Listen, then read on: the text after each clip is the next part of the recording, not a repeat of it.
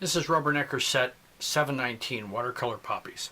It's a two-part watercolor rubber stamp set from our watercolor floral section. First thing we're going to do is we're going to take the stamps off the packaging that we keep them on. We're going to use the insert on the packaging to align the stamps on our blocks. We're going to take these and lay them down over the image, take our block and lay the block onto the stamp with the edge parallel with the edge of the stamp. You can do it for both of those pieces, just like that. I'm going to keep this edge parallel with the paper. Then when we stamp, we're going to stamp them down in the same manner. So the first thing we're going to do is we're going to work on the solid portion of the stamp of the two-part stamp set. And we're going to take a pen, a water brush, and we're going to pick up a little bit of green and yellow color wash. We created this using Ken Oliver's Colorburst Lemon Yellow and Ken Oliver's Colorburst Phthalo Green. You're just going to brush this wash on all of our leaves and stems portion of the stamp. The brush allows us to get it onto that without having to get it onto the flower portion. Now with the same brush, I'm going to pick up some of the green in its pure form. And I'm just going to kind of brush that on as an accent to these leaves. Down along the bottom, a couple of bits on the stem, just for some accent to the lighter green we used before. Clean that off. Now I'm going to take my red pen with a little bit of moisture, and I'm going to pick up some of the Alizarian Crimson Colorburst. That's this one right here. We're going to brush that along the bottom of these flower pods. Wherever you choose to put it is fine. And now some yellow from the same lemon yellow Colorburst. We've got quite a bit of it here in our tray because we're going to be making a lot of videos today. So we're going to make up a bit of a color of a paste with it, so I can control it and it goes on relatively dry. I don't want it to necessarily mix too much with the red before I'm ready for it. Looks like I've grabbed the red several times. So maybe a little bit more of a paste and a little less water. And you'll see how that works.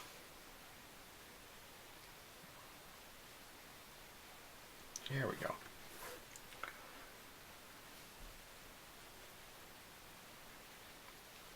Okay. Now we're going to take a mini mister and we're going to get all this wet.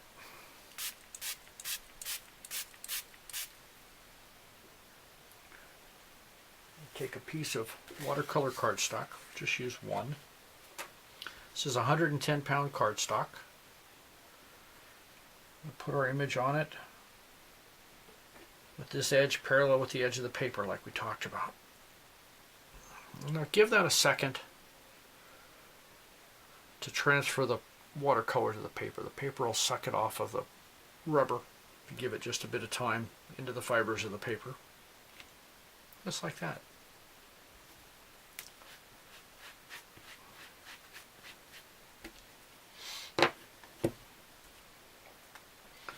The Colorburst color is absolutely vibrant. Now we're going to dry it, so I apologize for the noise.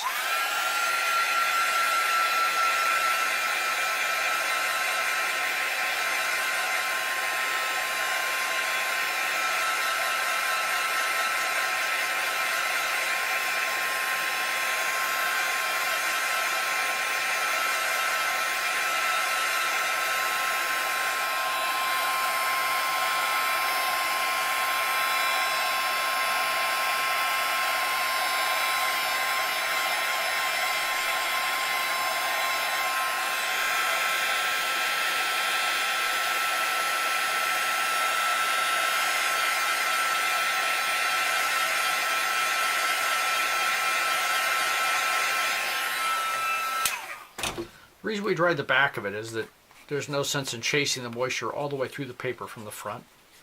so we can speed up the drying time and not burn our image quite as much. While you're doing this, if you have the ability to just set it aside and let it dry on its own, the paper will stay much flatter. You see we've got a bit of a warp on our paper because we got it so wet and we heated it up. You can deal with that, but if you can avoid it, avoid it. So now we're going to take the outline image of this portion, of this set, and I'm going to use a VersaFine Onyx Black pigment pad on it from Sukaneko. That's just so you can see the front of it. There it is right there. Okay. And we're going to align this by keeping it parallel with the edge of the paper and align it right over the top of the stamp. We draw the image slightly off so that the alignment's never perfect. Even if you hit it perfect, it won't be. Just like that. And because that's an embossing ink, we're going to go ahead and put some clear embossing powder to make that line just pop right off the paper.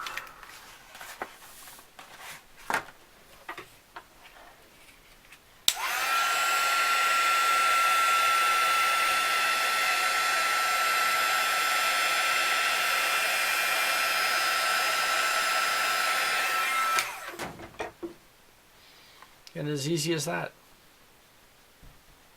Now let me show you a finished card we made with it. So here's the image. We outlined it with our freehand frame. This is number 89901. It's designed to be cut back so you can get some cardstock coming in beside it.